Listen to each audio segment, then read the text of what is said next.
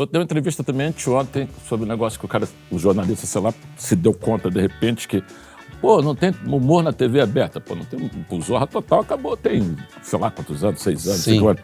Entendeu? Mas você pensa assim, na questão, você é o produtor, você vai fazer humor para TV aberta, ou seja, para todo mundo. Na época que todo mundo é nicho, todo mundo é veículo de comunicação, todo mundo é emissora, todo mundo está competindo também por audiência, por influência e até por patrocínio, entendeu? Então, quando você lança um negócio desse, você tem que fazer, caramba, primeira coisa, eu tenho que fazer piadas que não incomodem, entendeu? Piadas que todo mundo aceita. O humor hoje, já era difícil de todo mundo gostar da mesma piada. Hoje é impossível, Por isso que eu trouxe aqui. Porque está todo mundo na sua trincheira, todo mundo no seu quadrado. Na sua bolha, né? Com bons motivos ou não, entendeu? Porque a sociedade avançou, as ferramentas avançaram, as pessoas hoje têm seus canais para expressar suas insatisfações ou suas satisfações, mas também porque as pessoas hoje elas veiculam, né? Elas são veículos, entendeu? Então, muito veículo colide, velho. Não tem como.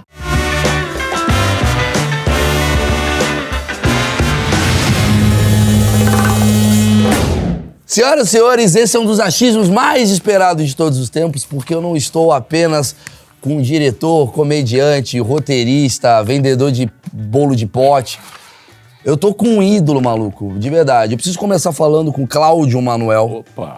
Cara, que eu gosto muito. Eu odeio essas coisas, tipo, a gente tá conversando pras pessoas, parece que a gente se conheceu agora. Estou aqui com o Cláudio. Estamos há meia hora batendo um papo e a gente teve que parar um papo pra começar o papo. Exato. Que é isso daqui. Cláudio Manuel vai falar comigo sobre assuntos como limite do humor, aquela porra toda, humor popular que a gente tá sentindo falta e mais do que tudo. Cláudio Manuel foi responsável por um dos melhores documentários que eu já vi, que é a história do Simonal, que é um cara que, hoje em dia, o que aconteceria com ele? A gente pode fazer essa previsão. Antes, eu preciso agradecer a Insider, porque se não fosse a Insider, eu não teria esse podcast aqui. É verdade, Insider. Porque a Globo não ia me contratar. Tô puto.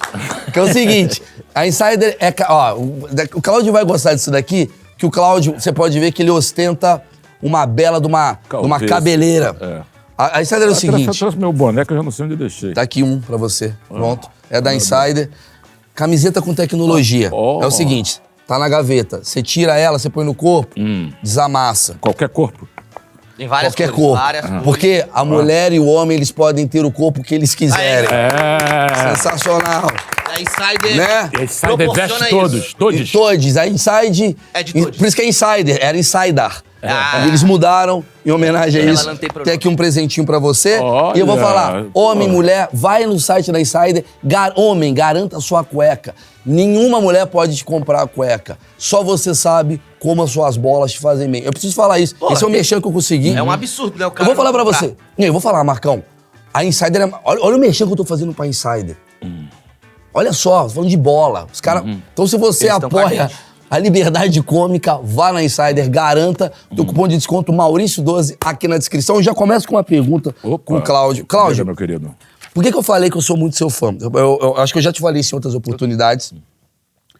Mas o Cacete Planeta, ele revolucionou a minha cabeça. Eu precisava falar isso. Não sei se positivamente ou negativamente. Mas, obviamente, minha vida, né? Eu sou comediante e tal. O Cacete Planeta foi muito importante, não na coisa que você conhece, não na coisa que você assiste, no Unfucked. Unfucked era uma peça que esses caras faziam, que era um unplugged do Antes Cacete de ir pra Planeta. TV, né? E eu me lembro que eu fui no Metropolitan assistir vocês em 1995, por Foi o ali. nosso último show. Foi seu... Caralho, mais uma coisa que eu encerrei. Caralho, Maurício. Porra, CQC, Pânico e o Cacete. Não, na verdade, foi porque até ali a gente fazia programa mensal. Sim. Aí foi mais no 96, 97. 95, 96. Aí quando a gente mudou para semanal, e a gente era o único programa que era redação e elenco.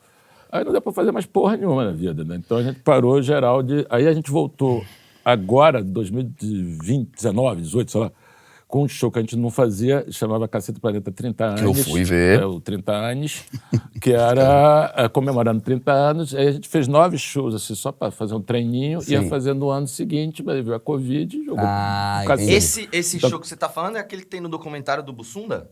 Não, esse Aquele anterior. lá do início de vocês? Eu vou te Não. falar um negócio sobre o Caceta. Eles tinham um show chamado Unfucked. Isso foi de 90. Esse que você está falando é o primeiro show nosso que eu vou tirar você desse lugar. Ah, tá. Depois a gente fez a Noite dos Leopoldos, da Preto com Branco no meio, a Noite dos Leopoldos e esse Unfucked.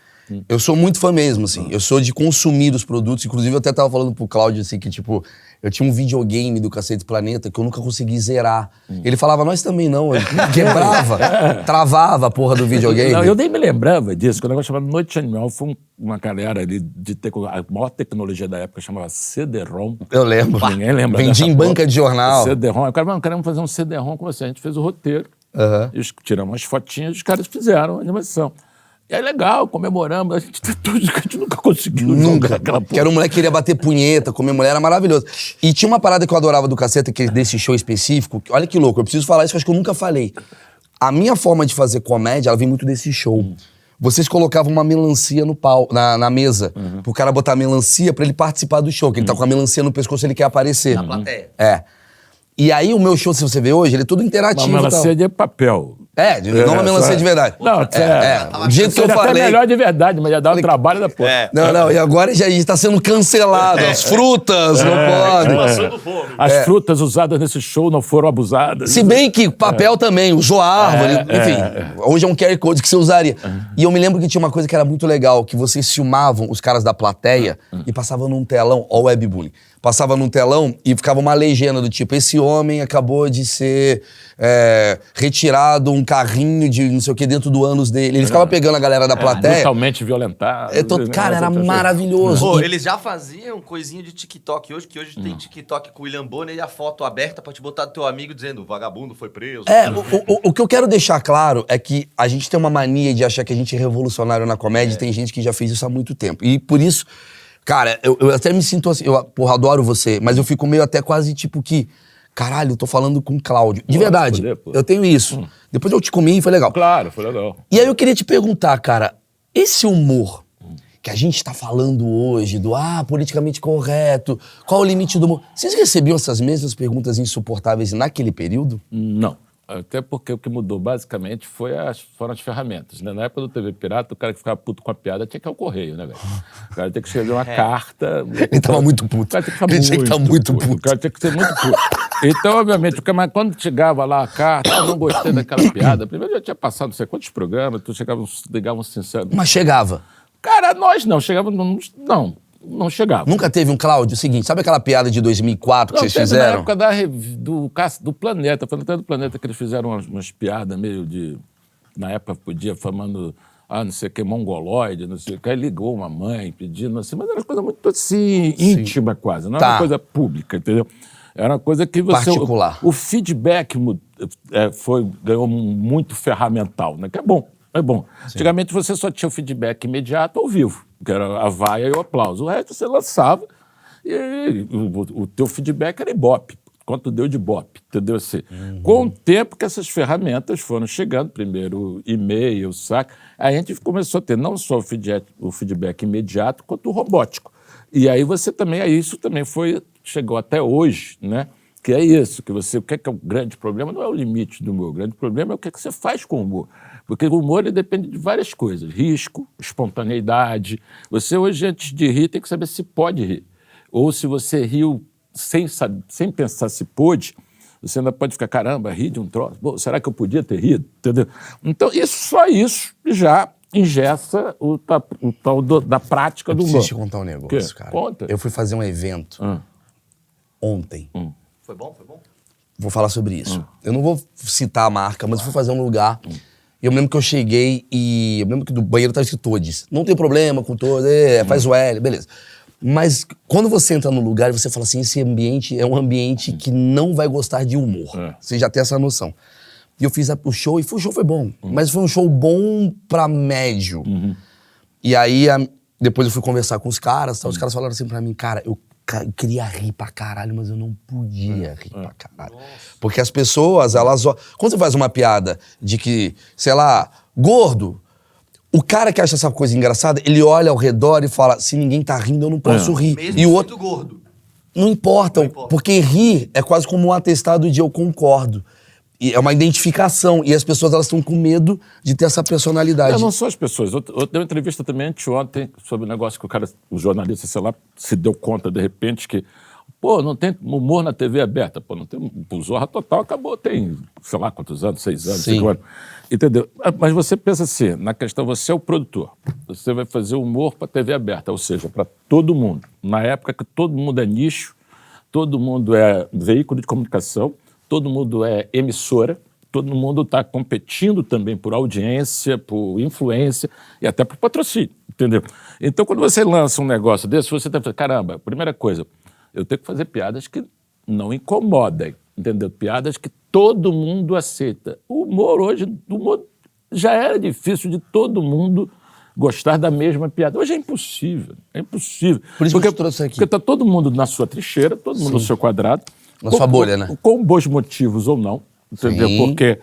Porque a sociedade avançou, as ferramentas avançaram, as pessoas hoje têm seus canais para expressar suas insatisfações ou suas satisfações, mas também porque as pessoas hoje elas veiculam, né? Elas são veículos, entendeu? Então, muito veículo colide, velho. Não tem como, entendeu? Olha que genial, nunca parei pra veículo pensar nisso. colide é Isso é legal. verdade. Porque antigamente você tinha 5 emissoras, né? E um jornal ou outro. Hoje você tem 145 mil emissoras. Mais, tem 45 milhões se você botar o canal de... E mais ainda, todo mundo... Você inverte uma relação que foi milenar, né? Que sei lá, um produz, 10 criam, 1000 assistem, né? Isso é legal que isso inverteu. Então, assim, sempre foi assim. Você tinha um cara que bancava, 10 caras querendo criar, disputando esse cara que produz, e a galera esperando essa produção. Isso inverteu com as ferramentas. Hoje, você chega-se com um iPhone 6, você já pode fazer muito mais coisa do que se fazia no cinema, entendeu? E o médico, ele vira um produtor de conteúdo, não só um médico que está esperando um entretenimento, é verdade. Todo mundo. Eu fui numa firma lá no Rio, de um youtuber famoso, que é sócio, mas ele não estava, e é uma puta empresa. Os caras lidam assim, o cara chegou assim, eu fiz um tour para a empresa, a gente tem, entre nosso casting, 85 influencers. Eu falei assim, mas gente, quem tem bomba nas redes? Temos não sei quantos TikTokers, não sei quantos Instagramers, não sei quantos YouTubers, não sei quantos Twitter e não sei quantos LinkedIners. Eu falei assim, caramba, LinkedIn tem, porque o cara faz palestra. Então todo mundo, de uma certa forma, está numa plataforma ou em várias, entendeu? Às vezes as pessoas têm personalidades diferentes em plataformas diferentes. O cara é mais político no Twitter, mais vendedor no Instagram. Foda-se, entendeu? Tem essas possibilidades. Tem vários negócios que estão surgindo daí que ninguém sabe direito. Eu falo assim, tem novidade demais para quem é novo, quanto mais para quem é velho. Entendeu? Aí você chega assim, a mistura de empresário, veículo de comunicação, agência de publicidade e cancelador. Entendeu? O camarada que joga no site uma coisa que te prejudica e vende o artista dele no teu lugar. É o Fernando Diniz na seleção. Pronto, é isso que você tá querendo. Mais ou menos. E no Fluminense ao mesmo tempo. Só que o Fernando Diniz é uma coisa antiga, que não era para ter mais. Essa coisa é totalmente nova. Sim, Esse troço não tem, é só zona cinza. Entendi o que você tá falando, é quase como... É o que eu vivi em algum tempo, que assim, quem tá te cancelando não é só o cara que é público, ele tem um interesse comercial também de te cancelar. Ele está também disputando. É uma guerra, né? Disputando. Falando, o negócio de todo... Eu falo isso, todo mundo hoje é CNPJ, todo mundo hoje é um veículo. Então, ao você não ter mais essas pessoas... Eu já tive exemplos assim maravilhosos. Tem um amigo meu que trabalha também numa puta empresa e que é responsável por um evento de barca mundial. Aí, muita responsa, não sei o quê, beleza. O Rock in Rio. Aí, beleza.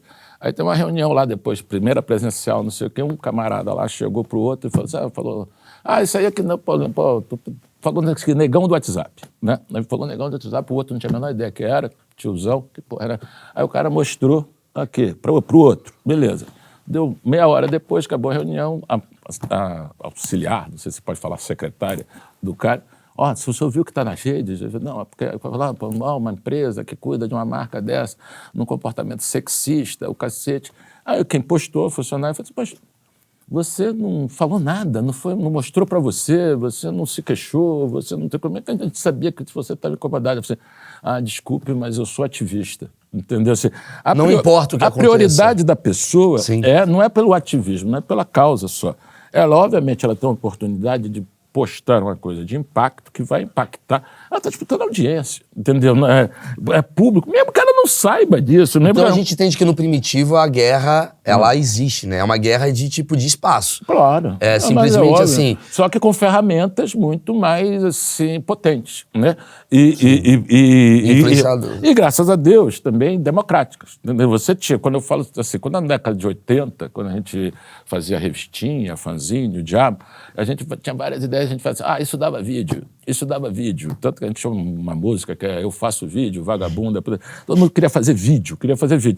Pelo simples fato que a câmera de vídeo era um objeto de desejo. Se você chegasse no 1980 e pouco, numa cidade como Rio de Janeiro, existiam talvez dezenas de câmeras, entendeu? Assim, e todas estavam na mão de alguma emissora de televisão, entendeu? Você não tinha uma... Você tinha uma VHS, era um computador também, né? Então, assim, se a gente não fosse contratado por uma emissora, as ideias ficavam na gaveta há mais 15 anos, 20 anos, o diabo. Você não tinha como transformar aquilo em audiovisual, a não ser que alguém tirasse daqui. Mas o que era o vídeo de vocês? Era ideia de esquetes. Mas era o quê? Era a revista? Não, quando a gente falava, por exemplo, teve uma campanha famosa pra caramba, não só tipo no elevador.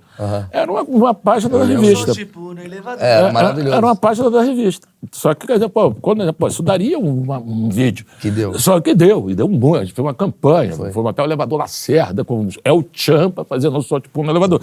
Só que pra fazer isso, você precisava ter alguém te suportando, te apoiando. Te patrocinando. Te bancando nisso. Sim. Hoje, por exemplo, um cara como Chico Anísio, que foi o maior gênio do humor nacional, ele teve que sair de Maranguape, vir para o Rio, para poder, se você sabia quem era Chico Anísio. O Whindersson Nunes não teve que fazer isso. Ele de casa ele fez. No quarto dele, no interior do Piauí.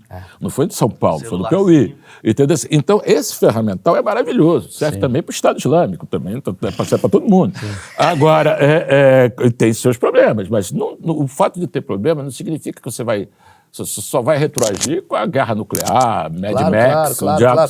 Eu concordo também. Já foi. Agora, você tem várias coisas que estão longe de serem inocentes, estão longe de ser até novas também. Por exemplo, você falou da nossa época. A gente fez eu sempre falo isso, a gente fez um número em 1990, no nosso show do Preto com Buraco no Meio, que foi o nosso segundo show. Que o show, a gente tinha banda, então a hora que tinha que trocar de roupa, a banda ficava lá tocando umas musiquinhas, aí começou a tocar umas marchinhas de carnaval. Eu tocava lá, coisa, aí 3 militantes saíam da plateia. E o número chamava, no set list, politicamente correto, em 1990. Aí o cara chegava assim, 3 militantes, era um índio, um Bussunda, um negro, o Hélio, e um gay, o Madureira. Aí chegava lá e o cara dizendo, protesto. E aí os caras paravam protestando, exigindo um repertório politicamente correto. Esse era o texto.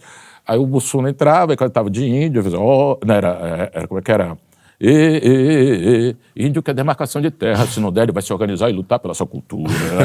Aí entrava o Hélio, que era afrodescendente que não se penteia, conforme o estereótipo do branco europeu. E o Madureira cantava, olha a Cavaleira do José, se ele for a opção dele, ninguém tem nada a ver com isso. Isso em 1990, velho, entendeu? Então as coisas não são tão novas assim. Isso em 90? 90. Só que em 90, quando a gente foi na Copa de 94, na Califórnia, a gente recebeu por baixo da porta do quarto, de uma universidade daquela lá, Santa Bárbara, Santa Carolina, sei lá, uma santa daquela, o decálogo do politicamente correto, coisas que você podia falar, coisas que você podia fazer em 1990. Mas quem mandou isso? Uma universidade veio com um encarte dentro de um jornalzinho que distribuía. Tá. Não para vocês, Cacete e Planeta. Pro mundo, em inglês. Uma coisa que a Vale do Silício está mudando. Tinha até, tipo, um guia porque tinha muita coisa de denúncia de assédio. Tá. Então, como é que você podia paquerar? E era engraçado que as etapas de autorização, isso é um date, posso beijar, posso passar a mão do peitinho, posso não sei o que, tudo ia até, ia tendo várias coisas. A gente ria disso, a gente ria não pode mais falar não, é verticalmente prejudicado. Tudo isso era meio no campo ainda da piada, entendeu? Isso não tinha virado uma expressão... Uma coisa politizada mesmo, né? Uma expressão... Era o início de politização, mas não era o todo. E hoje também você fica na dúvida também, até por questões, como tudo é muito nichado, tudo é muito de bolha, você fica na dúvida, realmente, isso foi uma coisa que veio numa progressão a ponto de se tornar massiva, ou isso ainda não é massivo? entendeu? Por exemplo, a questão da linguagem neutra. A gente não chegou à conclusão se a primeira pessoa do plural é nós ou a gente somos, entendeu? E a gente está discutindo... A gente fala manteiga, caralho. Mas a gente está discutindo pronome, as pessoas não sabem o que é pronome. Isso é elitização. E é uma coisa totalmente também que é muito engraçada da coisa da nossa inteligência, que ela é totalmente anti-americana, mas ela copia tudo que vem dos Estados Unidos. Entendeu? Então toda a pauta vem assim, negócio assim, que dos Estados Unidos é simples, eu quero dizer, olha, eu sou fulano e meu pronome é tal. Aí você fala, não, meu pronome é esse, meu pronome... Por quê? Porque o gênero em inglês só acontece no pronome.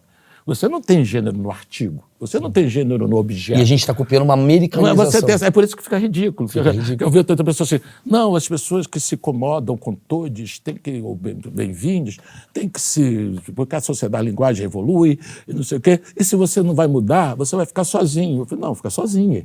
Entendeu? Porque o gênero também está no adjetivo, também está no substantivo. Então você fica falando que nem um mussum. O americano não tem esse problema. O americano, ele resolveu o pronome.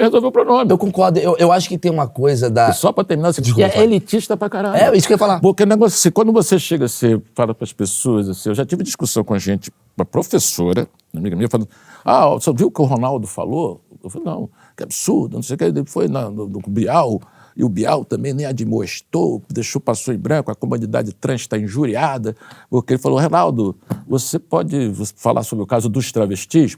E não é os dois travestis, é os travestis. Aí eu ria, não, você riu, porque na sua geração o uso correto do pronome não é importante, mas hoje é uma coisa identitária, hoje é uma coisa forte. Eu falei, dois não é pronome, é proposição mais artigo.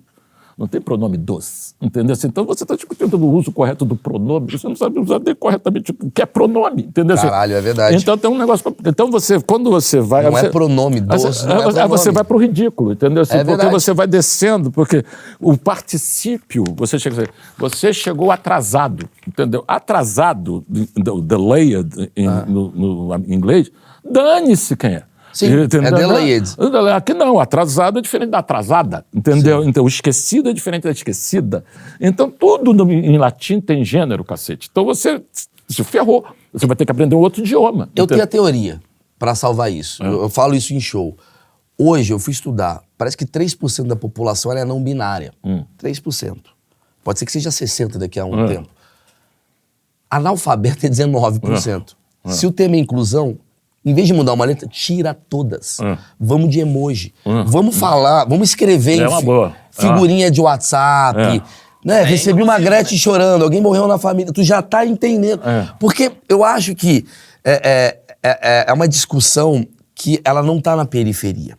É uma discussão que não tá, de fato, atrapalhando em nada as pessoas. E aí é isso que eu queria te perguntar. Você, por ter feito a comédia mais vertical do país, porque o Cacete do Planeta ele estava na maior emissora do Brasil, falando pra todo mundo. Quando que você olhava e falava assim, porra, isso daqui é popular, vai dar certo, ou eu estou começando a ficar elitizado, eu preciso mudar, a audiência tá subindo, tá descendo. Como é que você fazia esse parâmetro? Porque, querendo ou não, você é da turma popular, né, o Cacete do Planeta, mas ao mesmo tempo você tá ali com uma elite também, intelectual. É o cara que te dá o tapinho, fala, Cacete do Planeta é incrível. Você sabe que é pronome, já começa. Você sabe que é pronome. Então como é que você pensa e fala assim, onde eu vou ser Brasil e onde eu vou querer mostrar pro Brasil o que o Brasil tem que ser? Cara, isso é imenso, né, essa conversa. E tem uma coisa, 90% disso instintivamente. A gente não teorizava sobre isso, a gente não... Mas você era um cara popular? Cara, não, vamos lá, a gente surge eu brinco assim, na nossa fase de pré-amadorismo, a gente surge no mais profundo underground. Assim, a gente era o underground do underground. A gente, o nego faz na escola de engenharia, um jornalzinho que era para falar de falta de mulher na engenharia, de não sei o quê, completamente ali paroquial. Aí chamou eu e o Bussunda em 80, vamos fazer um jornal de humor e não um jornal de faculdade. Aí fomos fazer um jornal de humor. A gente vendia de mesa de bar, aí não sei o quê. Quando a gente foi fazer um show. Quando a gente foi fazer um show, a gente tinha sido acabado de ser contratado para ser roteirista do TV Pirata. Já começou a aparecer essas coisas assim, se vendeu a Globo, não sei o quê. Mas a gente já começou a atrair, tanto que a gente tinha uma brincadeira assim, que a gente inventava um personagem. Pô, eu gostava do Rod Stewart quando ele era coveiro. Depois, isso é muito bom. Depois isso é muito bom. Isso é muito bom. Caiu numa fórmula. Então essa história assim, que é um negócio desse, que a gente começa também, você para de pertencer àquelas pessoas que te descobriram que são teu grupo, teu nicho, teu não sei o quê, você passa a ser um traidor dessas Ô, pessoas. Cláudio, desculpa te interromper, mas a minha teoria sobre amigo de verdade não é o cara quando você tá na merda, ele te ajuda. O amigo de verdade é o cara que quer subir com você. Claro. Porque ninguém quer subir com você, porque o cara fala, caralho, ele tá subindo, pra eu não subir junto, eu vou culpar essa subida. Não, isso daí é... Ou então eu vou ter que acompanhar o esforço dele, daí é mais difícil. Exato, eu sou contra esse tipo. Eu só não estou lá porque eu gosto de comer mal aqui. É isso. Aí você tinha essa coisa. E quando a gente foi lá, a gente pegou mal algumas coisas, que a gente, eu me lembro das primeiras entrevistas, que ele falou assim, como é que foi essa passagem? A gente falou assim, cara, a gente sempre desejou ser popular, a gente nunca desejou ser cult, entendeu? A gente era cult porque era o que dava. É onde surgiu. O Ali de vocês era de era ali, entendeu? Ali. A gente não tinha outros meios. Na medida que foi abrangendo, eu me lembro também de uma pessoa, uma comediante muito famosa, muito popular e muito ligada às questões da periferia, não sei o quê, que uma vez, ela chegou pra gente assim, quando a gente começou no Caceta, assim, a gente estava gravando no Maracanã. Flamengo e Botafogo, aquele 2-2 que caiu gente, o Flamengo tinha ganho 3-0, 92, negócio 92. Aí, lembro bem. E a gente foi gravar no Maraca, torcida, aquele negócio, e tava outra gravação que deu errado porque a pessoa panicou. Aí quando a pessoa panicou e saiu com a segurança, a gente grava sem segurança, as pessoas meio nervosas chegam assim, nossa, vocês ficam realmente super à vontade com essa coisa popular, né? Assim, e a gente falou, não, a gente veio ao Maracanã, a gente sempre veio ao Maracanã. Entendeu? Assim, popular assim, você entrou no metrô, né? Como também a gente foi acusado várias vezes no início, quando a gente foi para a Globo, a gente humilhava o povo, entendeu? Você ia assim, e era muito engraçado que tinha programa que quando visitava a pobreza brasileira ou a periferia brasileira, não conseguia entrar na casa das pessoas sem chorar. Eu achava a coisa mais violenta possível. Meu Deus do Isso céu. é muito legal que você está falando. Porque a violência de verdade é você querer... esse lugar é o violento. Que são vários... Isso é muito a cara do Brasil, que todo mundo fala da pobreza, fala em nome da pobreza, ganha dinheiro com a pobreza, se preocupa com a pobreza, é até carinhosa com a pobreza, mas detesta tudo que a pobreza gosta, consome. Luiz Gonzaga, entendeu? Era tido como cara assim, vulgar, pobre, não sei. Aí tem um livro maravilhoso que eu recomendo a todo mundo, que é do cara que escreveu a biografia do Roberto Carlos, que chama Eu Não Sou Cachorro, Não, que ele estuda música brega, né? Tem uma coisa sensacional na música, que até o governo Collor, durante todo, as gravadoras tinham isenção de ICMS para lançar artistas nacionais. Então, todo mundo bacana, todo mundo que vendia pouco disco, mas era chique, dependeu dos caras que vendiam disco. Então, o Nelson Ned, nesse livro, tem depoimento de vários. Ele tem uma amargura total, que ele fala assim, pô, eu sustentei essa galera toda, não sei o que. Aí ele fala assim, tu sabe o show do Carnegie Hall da Bossa Nova? Que foi mítico, que marcou a música brasileira? Aí o cara disse, não, claro, não sei o quê. Pois é, eu fiz 100. Entendeu? Assim, e aí o cara falou assim, então você tem esse divórcio de cara. Eu falei assim, o Sting no Brasil, ele era genial, não sei o quê, até a empregada comprar o disco. Quando a empregada compra o disco, aí já vira uma coisa brega, cafona. Eu falo assim, a coisa da massa, tinha uma amiga minha canadense que ela falava isso no Brasil, que eu achava muito legal. O gringo percebe essas coisas melhor. Que ela falou que a diferença, o popular no Brasil era uma coisa que desvalorizava, ao contrário do popular no inglês. Que deveria ser o popular é o e que é o supra-sumo, assim, né? a garota popular, é a garota mais popular. Aqui é a mal falada, não sei o quê. A questão sendo, o carro popular, a coisa popular, tudo é o mais, assim, mais...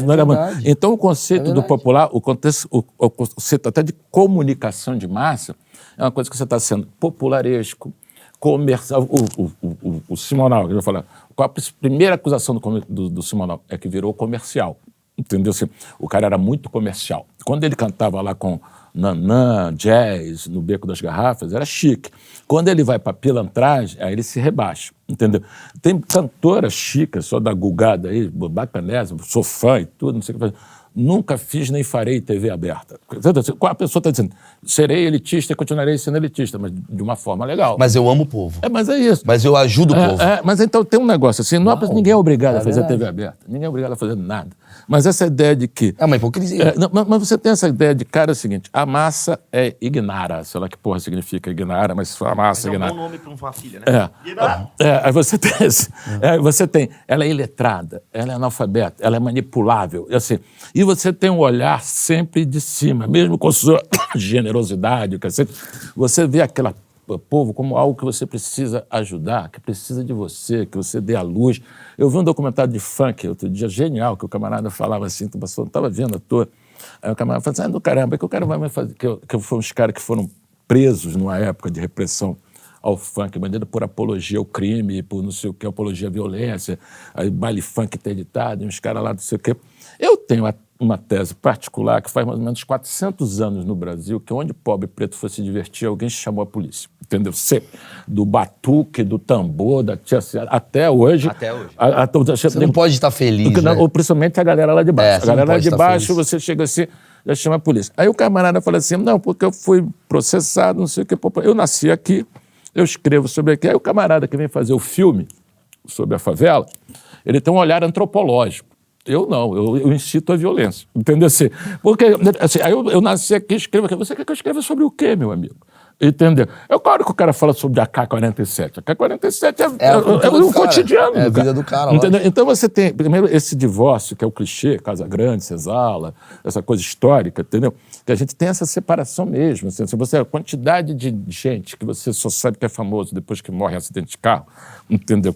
Toda vez eu vejo o enterro do camarada, 400 mil pessoas, eu falo, cara, quem é esse cara? Entendeu? Nunca ouvi falar nesse cara. Entendeu? Então você tem esse divórcio mesmo de gente muito, hoje mais ainda, com as ferramentas. Então você tem nego aí de, eu falei outro dia, o rei do forró eletrônico. Eu não sabia nem que porra que existia forró eletrônico. Entendeu? Então você tem a coisa dos segmentos, a coisa do nicho. Você está diminuindo esse nojinho ao consumo popular, até porque a galera não precisa mais dos canais de filtro, de tudo que a gente falou. Então você tem gente, né, self-made man, aí as pessoas com empreendedores. Mas da mesma forma, Cláudio, eu acho que também, embora esteja diminuindo, quanto mais bolha se forma, mais poder dá para você também ficar mais elitizado também. Vou explicar onde eu quero chegar. Antigamente, querendo ou não, a Globo, por exemplo, todo mundo consumia o Chaves aqui. A Globo, todo mundo consumia o Cacete Planeta. Era quase como assim, cara, vamos fazer um humor pro Brasil inteiro. Então tinha um norte que vocês iam, né? O cara que não entendia aqui, você olhava e falava, a gente tem que fazer uma comunicação pra mais gente. Hoje, se eu quiser ser só elitista, eu sou só elitista. Claro. Hoje, se eu quiser só ser jazz, eu sou só jazz. Ele tá no seu direito. Mas será que as pessoas querem ser... Mas será que as pessoas querem ser popular? Porque me dá essa impressão que... Vamos lá, mais do que popular. As pessoas que querem ser amplas, ou não digo unânimes, mas amplas, já estão numa encrenca, não. Eu acho. Já estão numa encrenca, não. Eu acho também. Entendeu? Já estão comprando um negócio... Que a Juliette, na minha opinião. conseguir. Por exemplo, quando eu vejo a Juliette ganhando o Big Brother, independente, a menina é gente boa, ela ganha o Big Brother e a maior preocupação dela depois é falar a palavra japa. E ela era uma menina que ela ganhou por ser espontânea. Aí quando ela escreve, é a minha amiga japa, aí vem a Associação Oriental que votou nela pra ganhar e fala, você não pode falar isso. Então ela fala, peraí, eu ganhei um programa popular por ser eu, e agora eu não posso ser eu. E aí você fica travado. E aí eu acho que a espontaneidade... Mas você também tem outra coisa, porque ela ganhou um programa popular por ser ela, mas ela, para continuar faturando o que ela fatura, ela não pode ela mais não ser pode ser ela. Ela não pode mais ser ela. Principalmente porque o cancelamento não é na opinião, o cancelamento é no patrocínio. Hoje você está virando... O cancelamento é um problema que ele migrou da opinião para a chantagem. Entendeu? Porque o camarada você não está mais preocupado em falar mal de você, ele está preocupado em falar mal de você para a empresa que está te patrocinando. Então tem um quê ali desse tipo. De guerra. É legítimo, faz parte da democracia, sei lá, quem quiser que discuta isso. Mas estou dizendo que é isso, entendeu? Se você vai partir, eu quero fazer, na nossa coisa, que a gente vê o lado do underground, a gente fazia piada com tudo, né? Muito restrita, fazia piada com Freud, com o diabo que seja.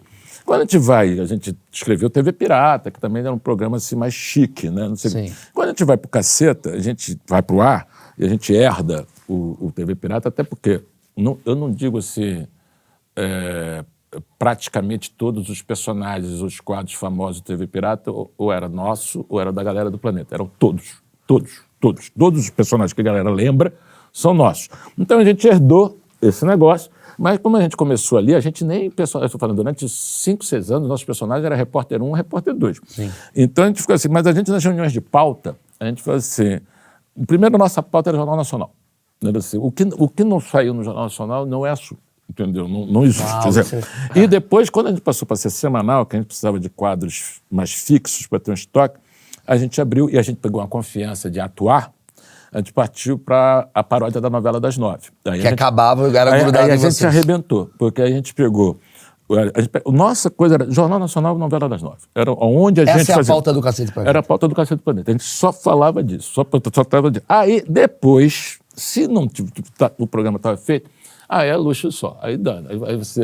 Aí tem o seu Cresço. bota lá, não sei o que, inventa os Massaranduba. personagens. O seu Cresço de Massaranduba, por exemplo, já foi outro movimento, que foi engraçado, que quando a gente passa para semanal, e a gente descobre de cara que não dá para fazer um programa do zero toda semana, e a gente precisava ter um estoque, a gente falou, vamos fazer quadros fixos. Frios. São quadros frios, né? Mas também quadros fixos no início. A gente não sabia se ia ser frio, se ia ser quem. Aí fomos lá, o primeiro foi o Diário do Macho, Massaranduba e Montanha, que a gente já tinha feito um piloto, sem saber que ia ser piloto, no último mensal, porque tinha estado dando aquela porradaria de pitboy em boate de noite, a gente quis sacanear. É verdade, jiu-jiteiro do Brasil, A gente quis sacanear essa galera. Mas que era um assunto de Jornal Nacional. e a gente ia para... Só que a gente só fazia matéria. Só que não tinha como fazer matéria, porque era não só de madrugada, como arriscada, os ânimos, tu ir lá sacanear os caras, não ia rolar, não é porque tinha medinho, é porque a gente não ia onde a gente achava que não ia rolar humor. Tanto que a gente nunca insistiu para ninguém falar, que é o contrário da galera do Pânico, que vai atrás. Sim. A gente falou, o cara não queria falar, isso não serve. A gente só queria quem queria falar, entendeu? Assim, porque quem queria aparecer. Porque a gente achava que a piada funcionava melhor assim, da nossa visão. Então, quando a gente... Caralho, onde eu estava, porra? Nós estava falando com a reunião de pauta, como vocês faziam. A gente fazia essa parte. Então, o que a gente acertou é o seguinte, que aí a gente não sabia. Quando a gente parte desse movimento, que era só uma ideia de fazer estoque, aí a gente fica popular. Porque a gente aí vem com personagem, a gente vem com o Vou Dar Porrada, Eu a Garanto. Mas tinha uma coisa em vocês, assim, do tipo assim, puta que pariu, a gente vai ter que mudar nosso humor. Eu adoraria fazer isso, mas eu não posso fazer isso, porque se eu fizer isso... lá vou gravar uma coisa que eu não tenho saco, ou eu gosto de tudo que eu tô fazendo. Como é que era? Cara, era como é que essa divisão? Vocês eram de 7, 8? Até por isso que tinha, digamos assim, visões diferentes. Por exemplo, o que eu não suportava nessa ideia era a caracterização. Eu odiava a maquiagem. Odiava. O Reinaldo, por exemplo, a gente escrevia tudo assim. A gente fazia assim, o mosquito da dengue. A gente nunca escalava. Quem escalava era o diretor. Aí tinha um cara lá com Incrível Miserável. O Incrível Miserável era pintado de verde e de fome, um super-herói. O incrível que o cara tinha um ronco de barriga, que era foda, o Incrível Miserável. E assim, aí, o Reinaldo tinha paciência de ficar 5 horas maquiando. O Reinaldo nunca reclamava de porra nenhuma. A galera, os caras já nem me botavam. O Cláudio Manuel não vai aguentar isso, entendeu? Tipo, Nem peruca, Cláudio Manuel não tem... botava, mas era tudo assim. Então, só a caracterização realmente, que era um negócio que eu ficava assim. O resto, assim, na nossa época, era bem diferente. Além de você poder ter esse congraçamento de, por exemplo, as pessoas verem todas a mesma coisa. Muita gente fala, era o único programa que eu assistia com meu pai, era o único programa que eu assistia não só porque tinha televisão pra galera ver, que nessa época também a galera já tinha televisão no quarto. Sim. É porque realmente a gente tinha uma coisa que era ao mesmo tempo que era meio assim, moderninha para atrair a nova geração, uma novidade, tinha um quê de humor escrachado, livre, que também uma geração que gostava. A gente tinha mais problema, como o Pânico tinha, com atrair o público feminino. Isso parece que porque a mulher não gosta de tanta babaquice, tanta escatologia, segundo as pesquisas que a gente falava. E também a gente não notava o quanto a gente era sexista, o que fosse. Na época a gente não percebia Coisa da isso. época, né? Mas me fala dessa pesquisa, achei interessante isso. O que você via? As mulheres não curtiam? Não era, é bem menor. Era participação, quem assiste o programa, não era tanto detalhada, era uma participação bem menor. Isso na época no mensal. Sim. Quando a gente passa para novela, aí chega a galera. Por exemplo, o Pânico nunca... O público do Pânico Nunca tem mulher. sempre Eu sei foi disso. o cara de 15 anos. O grossão é o cara de 15 anos, entendeu?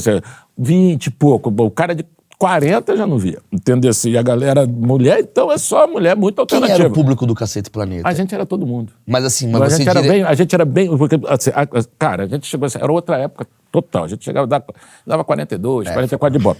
Então, assim, primeiro, por isso que o Jornal Nacional, por exemplo, a gente não tinha como nichar. Nichar é perder público. Se a pessoa não está sabendo do que você está falando, ela vai fazer outra coisa. Ela não vai ficar prestando atenção. O Cláudio, só para o jovem ficar ligado, 42, 43 de audiência é o quê? 20, 30 milhões de pessoas? É por aí. Né? É por aí. Só pra pessoa, É a final da Copa O pessoal bate hoje. recorde de 2 milhões Na Twitch. época, eles falavam isso, que era 1 milhão por ponto. Né? Teve uma- Mas volta aí que você tá falando, desculpa. Mas o que eu tô falando? Você tava falando que Você tava dando 42, o caralho é 4, e todo mundo gostava de vocês. Não, o negócio, por exemplo, não, foi lá atrás. Então, na verdade, os personagens, eles serviram para dar essa alavancada. A paródia de novela, a coisa toda, a gente foi ser realmente popular. Eu falo, pouquíssima gente sabe quem é o Cláudio Manuel. O Massaranduba, todo mundo Mas sabe. quem não gostava? Cara, a gente só foi saber que tinha gente que não gostava da gente quando a gente fez o nosso primeiro longa e aí já tinha internet. Aí que a gente viu os caras com esse comentário, nunca gostei, esses caras... A gente não tinha essa noção. A gente sabia que provavelmente tinha gente que não gostava, mas era provavelmente, entendeu? A gente não... Mas como é que foi pra vocês? Vocês descobrirem que, de repente... Foi meio assim, caralho, assim, primeiro que você... Que é igual o Galvão, Até quando ela tá na Copa do Mundo e fala, cala a boca, Galvão. Antigamente era o Filma Eu, Galvão. Né? Exatamente. Assim, então você tinha um negócio do... Primeiro, tudo bem que não foi tão massivo a ponto de ser importante, de a gente perder a audiência, a gente ter um declínio de público. Isso aconteceu dentro da normalidade, ou seja, foram pintando outros players, o 42 passou a ser 38, não porque a gente... O share foi diminuindo. O share foi diminuindo, entendeu? Durante, sei lá, 15 anos, mais ou menos, a gente não era o programa de humor de maior audiência, a gente era o programa de maior audiência, entendeu? A gente só perdia para o Jornal Nacional e para a novela. Assim, então, a gente ganhava de Fantástico, ganhava de Globo Repórter, ganhava dessa porra toda, entendeu? Assim, então, a gente era o programa de maior audiência. Então a gente tinha muita bala, muito cartucho para queimar. Eu falo várias coisas assim. A gente também, quando a gente foi fazer a Copa de 94, não fomos o primeiro programa de humor brasileiro a ir na Copa do Mundo. Foi o primeiro programa de humor aí na Copa do Mundo. Os gringos não entendiam. Os caras falavam, que porra é essa? A Copa do Mundo era coisa séria. Entendeu? Assim, do mais que os caras falavam, você chegava lá de... Sim, uma bola na cabeça. Cara de Ronaldo Bussunda. Via italiano, francês, também. Pergunta basicamente, que porra é essa? Os caras perguntam, que porra é essa? Então, quando a gente chegou na Copa do Mundo em 94, a segurança da Copa estranhava, assim, porque a gente tinha credencial. Só que a gente entrava exatamente com bola na cabeça, com negócio. Havia sempre aqueles caras com. Pô, segurança americana é só o pescoço, brother, do teu tamanho. Aí havia aqueles caras. E na política também. Vocês foram o primeiro programa a parodiar a política. Não, cara, você tinha já umas coisas mais antigas. O Tais, por exemplo. O Tais tinha o Varela. Sim. Só que o Varela passava. Não era na Globo, entendeu? Não, ele era muito nichado. Muito mais nichado. Mas já tinha uma galera que brincava. Mas a gente, por exemplo, é isso que eu falo, entendeu? Se a gente tem esse. Ninguém falava assim. Porra, porque o cacete era isso, era aquilo outro. Não, primeiro, a gente não estava em nenhuma pauta conservadora, ou cacete. A gente era vanguarda pra caralho. Entendeu? A gente foi o primeiro programa de humor a viajar, a gente foi fazer piada na Antártida, velho. Entendeu? A gente foi até lá embaixo, assim, com o único objetivo de levar uma piada onde ninguém tinha levado. Era esse o objetivo. Como eu amo vocês, esse era o objetivo. Aí botou lá o Hélio, não sei o quê, a gente botou o Hélio e o Madureira, e o Hélio tinha uma piada para poder não ser perdido na neve, que era, obviamente, a única coisa preta no continente, tirando os pinguins. E aí, então, você pegava aquela referência. E era isso, os caras iam até na casa do cacete, aí via lá, não sei o que, contando uma piada qualquer, nem me lembro qual era a piada, de português. Bom. Então, assim, como a gente foi, a entrega de Oscar, fomos a Olimpíada, fomos mundial. Então, só essa coisa já tinha uma diferença. Na televisão, a gente era humorista de rua, basicamente, entendeu? Então, tudo isso era novidade. Por isso, então, quando você chega, por exemplo, a nego fala assim, porque o cacete é esse brother. É o seguinte, a gente entrou na rampa do Palácio do Planalto. Entrou lá porque a gente botou o Reinaldo de Itamar, sobe a rampa do Planalto até ser barrado. Então, mas olha só, o poder que vocês tinham era muito grande, né? Porque hoje a gente está falando da maior emissora do Brasil, na maior época que a TV está bombando e você sendo o principal programa dessa emissora. Esse poder todo, vocês estão em 7, cara, eu queria muito entender isso. 7, 8, aí tem o roteirista. Como é que ficava o ego de vocês? Vocês discutiam? Era uma treta? Era tipo, tinha coisa da esquerda com a direita? Ou tipo assim, em algum momento chegou um cara... Porque é aquela coisa, cara, a banda quando ela tá começando, todo mundo toca o mesmo som. Quando um começa a casar com a minha mulher, o outro já começa... Como é que funcionou isso? A gente teve duas regras muito interessantes, muito intuitivas, e que as duas foram... Uma foi bolada pelo Beto e a outra foi do consenso do grupo. Que era a primeira, era divisão de grana. A gente sabia que, principalmente o Bussunda, já disputava, não sei o quê, ia ser chamado para coisas que o grupo não ia ser. Porque você não precisa contratar. Em vez de ter que contratar o grupo, e complicar as possibilidades, quem for contratado vai ganhar mais, mas o grupo vai ratear uma parte. Que legal. Porque, obviamente, o cara, como todo mundo escrevia, e todo mundo era bom de texto, então se o cara está lá gravando, ele não está escrevendo. Ele já está, digamos assim, matando o trabalho. E se ele está gravando, é porque provavelmente também ele chamou a atenção para uma piada ou com alguma coisa, um personagem que todo mundo escreveu. Então, assim, o camarada ia lá gravar, estava o cachê, metade era do cara, metade era da galera. Então, assim, óbvio que o cara ganhava mais, mas não descolava tanto. A outra coisa que foi também intuitiva, foi a regra básica, surgiu antes da gente fazer a primeira gravação, foi quando a gente escreve, mas quem escala é o diretor. Então, assim, era proibido, nunca foi discutido em 20 anos de escalação no grupo. Assim, você está chateadinho, está satisfeito, vai conversar com um camarada lá, e a gente nunca nem saber. Mas já deve ter tido, tipo assim, porra, faz tempo que eu não apareço, o outro está aparecendo. Certamente, eu faria melhor que ele, ele está sendo privilegiado. Eu, por exemplo, eu fui a todas as Copas do Mundo. Eu fui o único do Caceta que foi todas as Copas do Mundo que a gente foi.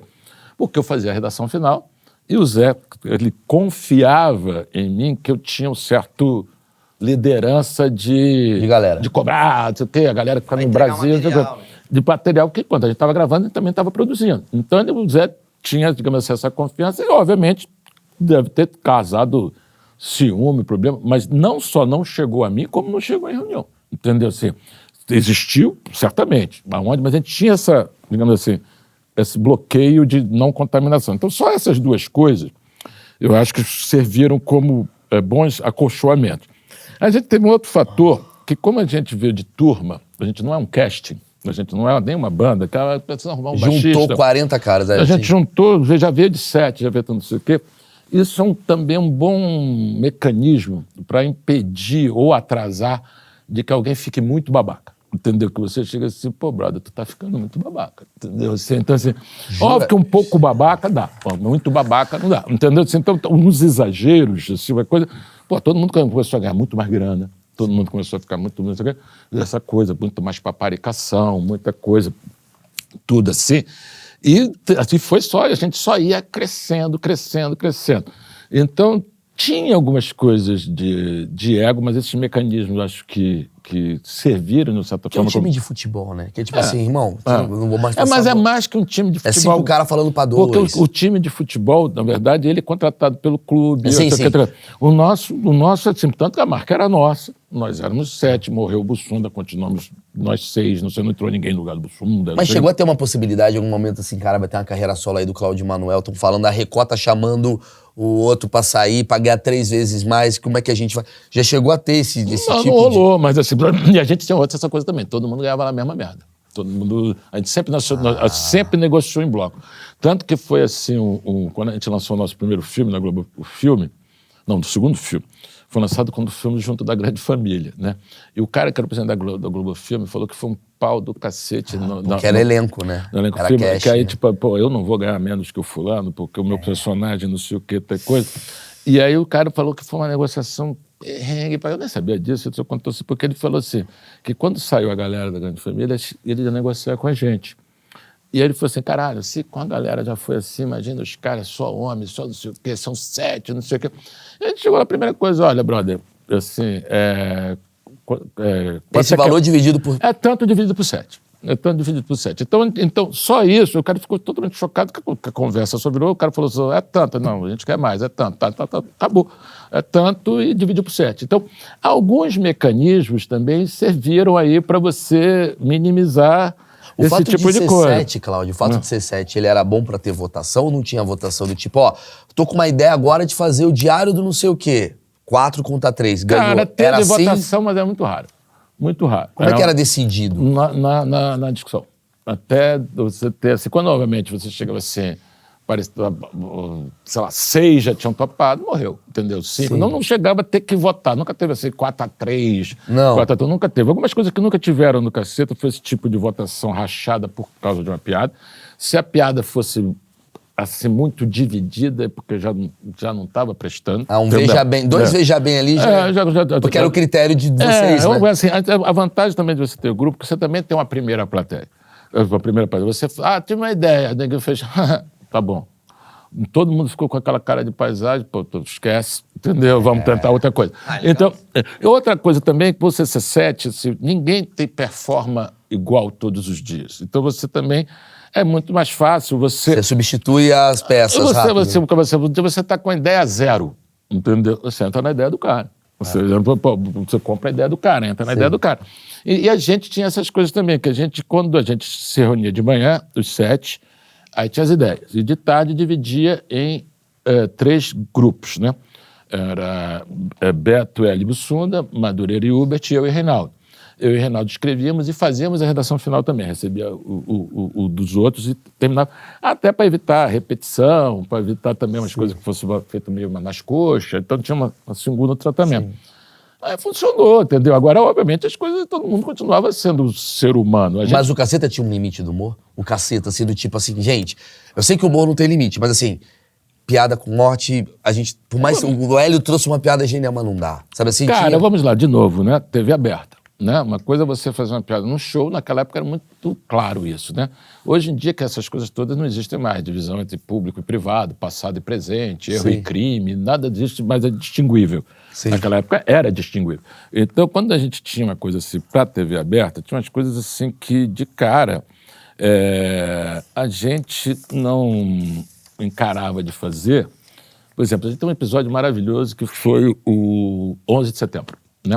11 de setembro foi uma terça-feira. Aí a gente foi, eu estava em casa esperando a produção me levar. Quando eu cheguei no Projac, já tinha acontecido, todo mundo lá junto, todo mundo só falava de 11 de setembro, 11 de setembro, 11 de setembro, aquela porra, replay de hoje, 30 da banda. Quarta-feira, reunião de pauta, só deu piada de 11 de setembro. Só deu inteiro. Não sei o quê, bababá, e mandamos o negócio para produção, né? Mandamos o texto para produção. A gente fazia 2 entregas, uma na quarta, outra na quinta para produção. Aí, quando a gente manda ideia na quarta, cara, deu, sei lá, 2 horas, 3 horas, liga o cara, o Picão, lá, o Mário Lúcio Vaz, que ligava sempre para mim, que eu era o redator final, e a gente se dava bem. Ele foi muito responsável pela nossa trajetória, bancou, não sei o quê, junto com o Boni. E aí o Mário Lúcio chegou assim de cara, falou assim, vocês estão malucos, rapaz? Aí eu falei assim, o que foi, Mário? Pô, fazendo piada aí, negócio de... Por que tem, Mário? Foi lá em Nova York, ninguém entende, tá aqui. Pô, até só semana que vem, já tem coisa. Ele falou assim, aí ele falou assim, 3 mil mortos, maluco. O cara falou só essa coisa, eu falei, mas Mário, não sei o que, ele ficava 3 mil mortos, maluco. O cara só falava isso. Aí eu falei assim, cara, ele falou assim, vocês vão se fuder. Eu falei assim, vocês vão me agradecer. Eu estou poupando vocês de se fuderem com a opinião pública. A opinião pública está chocada. E a gente achava que não. A gente achava um negócio que a opinião pública americana estava chocada. A gente aqui... o Brasil está de boa, Está de boa. E foi uma puta proteção, realmente. Depois a gente viu... Tanto que ao longo do tempo... Vocês podiam ter se fudido muito. Muito. Teve o outro também que foi o sequestro do Silvio Santos, que também a gente fez um programa quase inteiro sobre isso, e mandamos naquela coisa mas aí já tinha acontecido a nossa segunda proibição, que era falar com gente sobre algo de outro canal, não podia. E começou por causa do Banana de Pijama, porque a gente fez o Banana de Cueca, e aí tinha uma pesquisa lá, mais ou menos, que o Banana de Pijama subiu de audiência quando a gente lançou, quando a gente estava divulgando o Banana de Pijama. Aí a Marlu saiu para pô, aí não dá, brother, vocês estão divulgando, colaborando. A primeira tinha sido uma marca, a primeira telefonema não pode, mas marca. Senão você vai perder a quantidade de comercial. Na verdade, foi o comercial, vocês estão fazendo de graça o que a gente vende, e a gente criou as organizações Tabajaras por causa disso. Maravilhoso. Pegar um negócio. Quer dizer, foi na necessidade que vocês criaram a organização Tabajara. Sempre né? A maioria é. E aí teve a proibição nessa... Proibição, né? No caso, assim, os limites do humor, na verdade, não eram limites de censura moral, eram limites de censura quase que... Não, era um negócio assim, o Beto dá uma entrevista, depois eu quero ser o primeiro cara na televisão brasileira a falar buceta. Assim, a gente sabia, é óbvio que a gente não vai falar buceta. Entendeu? É óbvio que a gente não vai falar. Mas a gente falava, por exemplo, coisas que ninguém mais dava. Toda viagem, mais uma vez, não comemos ninguém. Então, o nosso padrão era não comemos ninguém, que a gente ia viajar para todo lugar. Estivemos aqui, não sei o quê, e mais uma vez, não comemos ninguém. Era um negócio, a própria palavra caceta. Entendeu? Porra, lógico. Já foi tempo, durante muito tempo, nossas primeiras vezes que a gente apareceu no Jornal do Brasil, o Globo, era C pontinhos. A gente chegou a discutir se a gente mudaria de nome. Para C pontinhos. Porque teve até um mafioso que foi preso no Brasil, que era Tommaso Buceta, Buceta, que foi famoso, tem documentário sobre ele, americano, Netflix, cacete. E o Jornal Nacional, na época da ditadura, não falava buceta, só falava busqueta. Tomás Busqueta. A gente pensou, então, pegar onda e virar casqueta. Então não foi o Beto Silva o primeiro a falar buceta, foi o Jornal Nacional. Então. Falava busqueta. Era busqueta. Era a forma que ele... Aí a gente assim, então, obviamente, a gente sabia que não ia falar buceta. Entendeu? Uma coisa que não, o nego perguntava, mas tem censura na Globo? Aí veio o jornalista, eu falei assim, na Folha de São Paulo não tem? Chama ele de linha editorial, entendeu? Sim. Uma coisa é você saber aonde você está. E, basicamente, qual é essa preocupação? Não é que você faz para agradar o público. Você cria, não sei o quê, principalmente você faz para se agradar. Entendeu? Você gostou, você joga pro clube. Você joga e... Agora, para desagradar, também é um negócio... Até existe. Andy Kaufman, Lenny Bruce, Léo Lins. A ideia de que o camarada chega assim... O Madureira é um pouco isso, assim, a Establish é um pouco isso. Não sei, como é que eu posso chatear? Entendeu? Você levar a irritação tem um quê de engraçado. Eu acho muito. Isso é para autor, velho. Só autor, o maior nicho do humor é esse. Entendeu? É a galera que curte o humor a um ponto de entender que ali tem humor. Eu amo isso. A galera em geral, não entende direito ironia. Sabe? Você vai fazer, ironia, hein? Quando você vai para esse nicho onde a graça só aparece depois... É hermético, é uma coisa tipo... É a camada da camada da camada. Eu tinha um camarada, eu conheci ele pouco, mas ele era irmão mais velho de uma grande amiga minha, que pra mim é o cara mais, assim, genial, só que ele não era humorista, ele era merdeiro. Aí o camarada, ele tinha uma onda, e na época era difícil pra caralho, que não tinha impressora, não tinha nada, ele trabalhava no escritório, o cara imprimia umas etiquetas, assim, escrito vale um chevette. Aí o cara ia na casa das pessoas, cortava o sabonete com a faquinha alfa, botava o vale um chevette dentro, fechava, deixava o sabonete lá. Ele sabia que um dia, ele não estava lá para ver a piada. Então o cara queria exatamente... Isso é um gênio. O cara não via, ele não sabia nem se ia dar certo, não, mas só de imaginar que um cara tomando um banho um dia, pegar um chevette, sair correndo nu, ganhei! O cara gozava. Esse é meu humor, cara. O humor que eu mais amo é esse. Mas esse é um humor para poucos. Eu amo para pouco. O cara que sai correndo nu, quebra a porta do box com vale um chevette, vai detestar aí.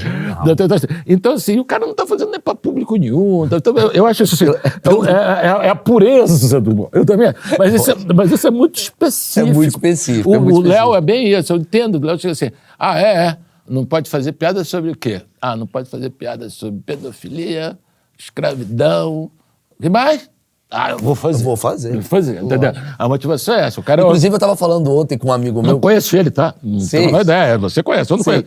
Tô adivinhando. Mas é meio isso, sim. Ontem eu tava falando com um amigo meu, eu falei assim, cara, que merda que tá acontecendo politicamente correto, porque assim, a gente não precisa mais escrever piada. É só falar palavras soltas que a galera já tá rindo. Porque tá tão proibido que você chega no palco e fala, gordo, o nego já ri. Não, mas vale a mesma coisa. Tem uns truques, né? Chega assim, o camarada chega outro dia, eu fui ver um negócio, o camarada disse assim, e o Bolsonaro, hein? É isso? Acabou. Acabou? É isso, já é. Você não precisa escrever mais. Você não precisa escrever. Você chega e fala uma palavra e a galera já ri. Meu Deus, ele falou isso. Então, é que nem eu tava falando, eu tô puto com essa coisa da gordofobia, porque a piada de gordo, pra mim, ela não tinha graça. Agora ela começou a ficar engraçado, porque não tinha graça. A piada do gordo é de 1932. É que eu falo isso, a gente fala, não, mas são piadas... Cara, no nosso, quando a gente começou, já tinha piada que a gente não fazia. Já tinha. A gente não gostava de piada de papagaio, o Bussunda, entendeu? A gente nunca tirava uma onda de Bussunda de ser gordo. Primeiro assim, o Bussunda de nós é o que melhor jogava bola. Sim. Entendeu? Até morreu disso. Era o mais habilidoso, o mais... Então tinha uma coisa assim que a gordura do Bussunda, ao contrário, ele sempre... Ele tirava uma onda, tem uma cena maravilhosa dele, até acho que eu botei na série, que ele estava com o Beto na Ilha do Mel, assim, lá na praia, fazendo porra nenhuma, aí vem um camarada com aquela prancha de windsurf e se bananando todo, tentando carregar vela, a porra do negócio. Aí quando o cara botou na praia, tava o Bussunda assim, o cara falou assim, pô, meu irmão, dá uma força aí. O Bussunda, tá ruim, Bart, de jeito nenhum, não vou dar nada. O cara disse, por isso que tu é gordo. O cara falou, por isso que tu é magro, velho. Entendeu? É óbvio que tu é magro. Tu faz isso, tu é magro. Eu não faço o gordo. Por isso que tu é magro. É isso assim. Então não tinha essa coisa. A gente nunca fez piada do Hélio ser preto. Sim. Cara, nem as organizações Tabajara, que agora deram uma problematizada, porque o cara falou do golpe Tabajara, não, mas você denigre. Você não pode nem falar denigre. Você não sei o que, tá coisa, com os índios Tabajara. Eu falei, pô, existe lá no Piauí, você já foi lá, já viu algum? Não, mas foda-se. Aí virou assim, eu falei assim, não, mas as organizações Tabajara, no nosso conceito, era o contrário, era boa pra caralho. A gente nunca falou que a organização Tabajara era uma merda. Não, você que tava vendo isso. A gente sacaneava com a coisa vagabunda, mas tirando onda. Era tudo Platinum, Premium Plus, Extra, Advancer. Assim, tanto que o lema da organização Tabajara, que a gente botou algumas vezes no ar, aviso aos escravos, a organização é sempre fiel aos seus princípios. Não, era organizações Tabajara, líder mundial do setor monopolista, que era o lema, com seu objetivo principal, que é dominar o mundo e escravizar as raças inferiores. Assim, esse era o lema das organizações Tabajara. Então, tinha uma coisa que a gente brincava com essas coisas, mas assim, não no sentido do... Pejorativo. Mas não na coisa assim, por exemplo, você falou da piada do gordo, mas também não é assim, uma coisa assim, óbvio que o camarada gordo, quando pode ser engraçado, pode não ser engraçado, mas a gente nunca fez essa... Sim, pra provocar. Nunca foi o objetivo. O objetivo ser coisa da coisa física. O que eu ia te falar é o seguinte, Claudio, você estava me falando uma parada que eu achei muito interessante. Você falou, tem as piadas do World Trade Center que você fez, as piadas do dia que teve, sei lá, o Silvio Santos. Você, como redator final, você deve ter muito documentado isso, ou não. E eu ia te perguntar, se tem, tu já pensou em lançar as piadas que nunca foram pro ar do Cacete Planeta? Cara, eu tenho no computador. Tu não acha que isso em tempos de hoje? Tem que porque procurar. Você é um cara que não tenho, assim, obviamente, de cabeça, tirando essas que ficaram na memória, eu não me lembro as outras que não foram ao ar, entendeu? Assim, tem um documento? Tá guardado um documento? Não, que tá guardado de tudo que a gente escreveu, tem. Pode virar um livro? Pode virar um documentário? Cara, pode virar uma biblioteca, né? Porque a gente fez, Porra, Cláudio, a gente fez 700 e poucos programas. Eu volto a dizer, o humor acabou, o caralho, essa chatice toda, mas assim, vocês são donos da comédia de uma geração, na minha opinião. Tem muita coisa boa. Ó, quem ama vocês? Danilo Gentili. Eu amo vocês. A comédia stand-up em geral, o Pânico bebeu de vocês, o CQC. Então vocês têm um marco nessa coisa toda. E vocês têm coisa pra caralho guardada. Eu acho que nos tempos de hoje, não sei se vocês têm saco, se vocês resgatam de alguma maneira essas piadas, seja texto, um livro, porra, eu compraria. Eu não sei. Eu acho, a gente tem algumas coisas, a gente tem muita pouca comparado com o que a gente fez. Muita coisa, por exemplo, está na nuvem, né? Porque 90% não, 100% das coisas são da Globo. Então, eu estou falando do que existe registrado, né? Não, os textos a gente tem guardado, isso aqui. A audiovisual é da Globo. Então, o que foi executado é da Globo. Ou foi a Globo que botou no ar, ou foi alguém que botou no ar no YouTube. Mas tem várias que não foram colocadas no ar. 90%, muita coisa que não foi. Você já pegou essas piadas? Cara, não. Quanto tempo faz que você não vê aquela piada de 95 que você escreveu? Eu acho desde 95. Entendeu? Você lembra, por exemplo, porque assim, eu vi o Cacete, eu me divertia e algumas vezes eu ria alto. E quando eu ri mais alto foi com chocolate. Mas é a piada do Cacete. É a piada. Você lembra quem escreveu? Foi o Felipe Flecha. Um cara que não era da gente. Era um roteirista. Não, a gente começou a ter alguns roteiristas, ele botou, óbvio, que a gente finalizou. O slogan que falta no final é meu, né? Nossa, a redação final que botou, que é a novela que vai ao 6 para poder dar boa tarde e boa noite. Né? Tipo assim, que era porque fechar porque faltava o fecho. A novela das 6 que vai ao ar só às 6 para dar boa tarde e boa noite. Mas ele que botou. Ele que fez, você falou isso, a piada mais marcante nossa não é nossa, mas era nossa, porque obviamente ele era da equipe, né? E tinha que ter o Hélio pra fazer isso, né? Ele fez pro Hélio, entendeu? E foi muito engraçado, eu tive com o Hélio ontem, numa gravação também, e ele que não lembrava isso, que eu não lembrava, que eles usaram locação e figurino da novela, entendeu? Então, da própria novela. Então tinha uma que é uma superprodução pra porra nenhuma, né? Meu cara maravilhoso. Isso é maravilhoso. Não é nada, né? Jogou fora, né? O cara fica lá, gente vai caralho, figurante, Falando em Hélio, eu precisava falar, primeiro, grande alvinegro, afinal, o Hélio é um cara que eu gosto muito. Mas você tá lá todos os alvinegros, é rápido. É verdade. Acaba rápido. Grande abraço a Dine, Hélio. Vamos continuar aqui. Já falei de todos, alguns morreram de ontem pra hoje. Eu tenho uma coisa aqui que o Hélio mandou uma pergunta pra você. Não acredito. Ele queria que você contasse da vez que você e o Bussunda foram pra Boston e que deu uma treta lá.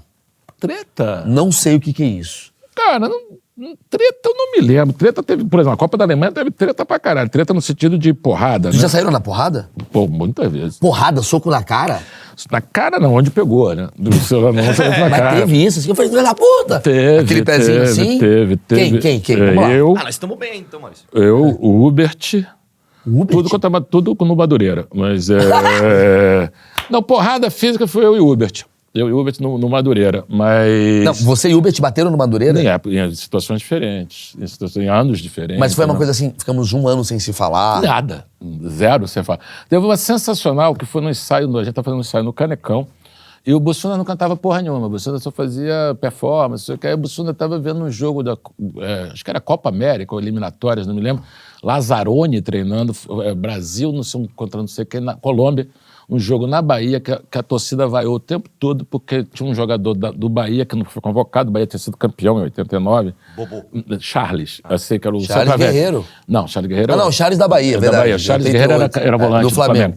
Aí o Charles, não sei o quê, o cara joguei, aí a torcida gritando, Charles, foda, mas eu nem vi o jogo que eu tava ensaiando. E eu cantava lá a música nossa, Mãe é Mãe, que eu que cantava, não sei o que, tô cantando, não sei, daqui a pouco do nada, tô cantando lá, daqui a pouco olha, tá o Madureira no chão. Aí eu vi, o que é isso? Que a banda tocando, não via a discussão, e o Uber tinha acabado de dar uma porrada no Madureira. Aí ficou aquele negócio, pô, que foi que houve? Não, que o Madureira tá me enchendo o saco, caralho, isso aqui, beleza. E aconteceu aquele negócio. Aí quando começa, antes do show, nosso diretor, Paulo Albuquerque, já falecido, chegou assim, pô, cara, você que tá aí, fica meio de capitão do time, não sei o quê, faz uma pré-eleção antes, para poder, a gente teve essa porrada, para não prejudicar o show, para entrar todo mundo... Legal, beleza. Aí antes de começar, ele me pediu, tava a banda, todo mundo, eu falei assim, gente, é o seguinte, o que aconteceu hoje, fica pra trás, foda-se, entendeu? Não tem que criar clima, a gente tá com a casa cheia, pô, show no Canecão. Isso era antes do show. Antes do show do Canecão. Vamos lá, entendeu? Manter aquela garra. Lá, jogador de futebol que eu acabei de falar. Bussunda me virou assim, isso tudo porque o Brasil empatou com a Colômbia, velho. Entendeu? Que ele não tinha visto a porrada. E ninguém comentou. Aí ele ficou assim. Aí foi. Ele tava lá fumando e tanto não reparou. Ele ou foi embora assim. Aí ele falou com ele. Puta clima ruim por causa que o Brasil. Porra, caralho. Os caras incumbidos com o espírito da Não importa o que aconteceu. Vamos lá.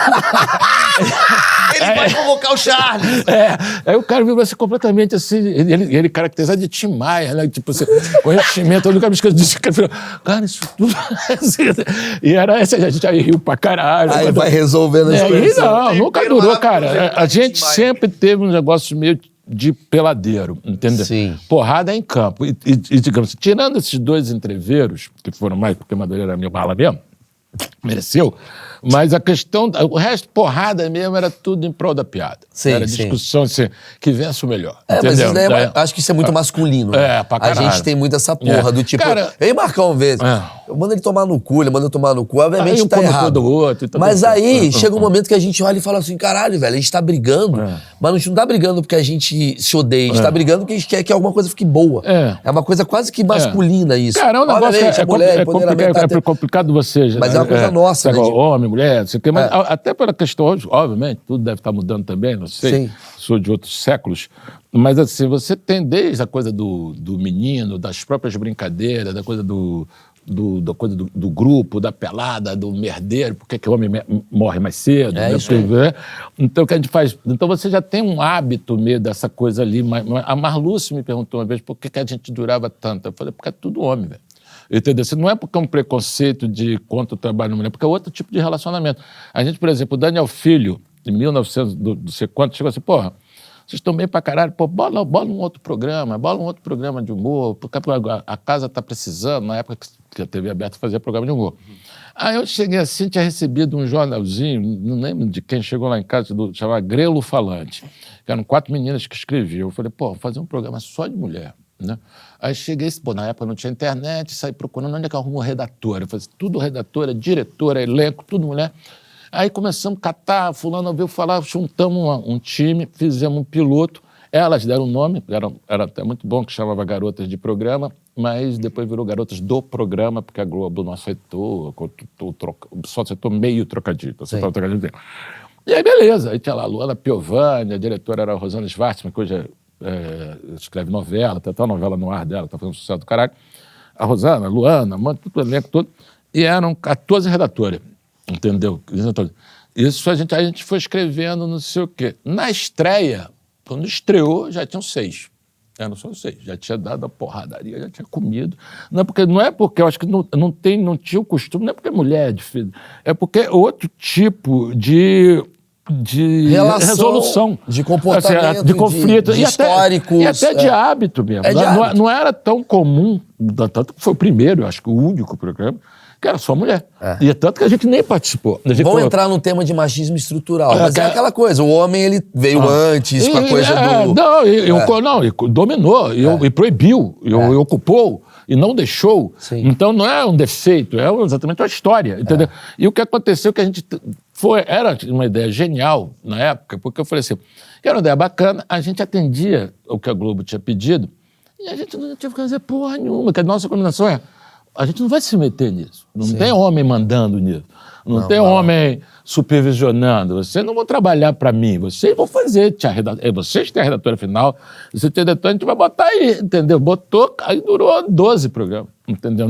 Primeiro que é essa coisa assim que as pessoas não estão acostumadas, a coisa, você já trabalhou na TV aberta, a coisa do ferido não tem socorro, entendeu? É guerra e a questão é um mar de ressaca. Você viu a onda grande, tu tem que nadar. Se você parar, morreu, entendeu? Então você tem né? Você tem que nadar. Então você fez um programa, deu 42 de Ibope, todo mundo gostou, next. Não tem tempo para festinha, entendeu? Então tem uma coisa que se você não gostar de duas coisas que são muito detestadas e muito detestáveis pela maioria das pessoas, você não faz, que é estresse e rotina. Entendeu? Se você não tiver rotina de organização e você não disciplina, né? E não se alimentar um pouco da adrenalina, do estresse, você sucumbe. Porque você tem uma hora que você, caralho, eu não aguento. Então você, no fundo, tá um pouco feliz de ter terminado o Caceta? É uma pergunta que eu te faço. Assim. Ele tá com a pele melhor, né? É tipo isso, assim? Não. Eu gostava, né? Reclamava para o público, também era muito intenso, era muito isso, pique, mas eu sou um cara meio hiperativo, entendeu? Sim. Não tenho esse problema. Eu, às vezes, até o contrário, eu acho que me sinto subutilizado. Assim, que no mundo do audiovisual, as coisas, assim... Aí nego fala assim, do Simonal, né? Enquanto eu fiz o Simonal, eu fiz 300 programas de televisão. Entendeu? Então tinha um outro tipo de fazer. Porque você criou uma disciplina de louco. E ao mesmo tempo... É a mesma coisa comigo. E ao mesmo tempo, você parar para fazer um negócio que você leva um ano fazendo, é um tesão também, entendeu? Obviamente, se você gosta daquilo, né? Que se você teve uma ideia infeliz e leva um ano Mas eu acho que a gente que é híbrido, que veio da TV aberta e entrou na internet... Eu pensei que era elétrico, gasolina. A gente que é elétrico. A gente que é híbrido, é LGBTH, agora a gente é híbrido. A gente que é híbrido, a gente tem uma vantagem, às vezes eu vejo assim, com a galera que chegou agora. Essa galera que chegou agora, ela é genial, no TikTok e tal. Mas a gente vem de um lugar que, assim, semanalmente a gente tem que produzir muita coisa. Muita coisa. Então, não existe pra mim, por exemplo, vou sentar, vou fazer uma ideia e acabou. Caralho, 45 projetos, 95 coisas. E pra finalizar, eu queria que você falasse você falou do Simonal. O que você vê de Simonal nos tempos de hoje? Porque você decupou a história do cara, e ele é um cara que, na minha impressão, parece que ele tem muito a ver com os tempos de hoje, nessa coisa de não seguir uma cartilha, ser massacrado. Tu sente um pouco de... Tem mais Simonais hoje? Cara, ou ele foi um grande corajoso? Tem muita coisa que tem paralelo, tem muita coisa que tem contato, né? Com o que aconteceu com ele, o que acontece hoje, a coisa do cancelamento, a coisa do linchamento que não tem... uma punição que não tem fim. Ele foi o primeiro cancelado, você acha? Sim, mas vamos lá. É outra conjuntura. Falta o quadro geral, né? Você tem que ter por exemplo, você tinha uma ditadura militar onde, se hoje os ânimos são acirrados, antes mais ainda. A ideia de que ou você era contra ou você era contra. Entendeu? Se você não fosse contra... Hoje eu estou vendo o negócio do comercial da Elis Regina. Sim. Né? Aí vai lá, a Elis Regina foi cancelada, porque ela cantou na Olimpíada do Exército e porque recebeu um convite, que provavelmente seria muito difícil de recusar, ou dizer, não vou, deveria ter um custo grande, e ela cantou, foi cancelada. Tinha o Enfio, tinha um quadro do Pasquim que era o Cemitério dos Mortos-Vivos, ele enterrava lá quem, na visão dele, era um morto-vivo. O que era um morto-vivo? Alguém que não estava empenhado na luta contra a ditadura, estava falando de amor, falando de coisas distracionistas. A primeira acusação simonal não é que ele era de direita ou caralho, era porque distraía as massas, entendeu? Que ele era um cara, na época da ditadura, era um delito isso. Como é que você vai... A seleção brasileira de 70 foi acusada disso também, porque ela era o ópio do povo, entendeu? Assim, o Milor Fernandes fala isso, que eles se reuniam para torcer contra, mas o time era tão bom que não dava, entendeu? O Milor falou assim, como é que você torce contra a arte? Entendeu? Assim, então tinha um negócio ali desse ímpeto. Então você vê, para o Cemitério dos Mortos-Vivos foi Elis Regina, Tom Jobim, Carlos Drummond de Andrade, não estou chegando no Pelé. O Pelé também. Não, Pelé merecia, entendeu?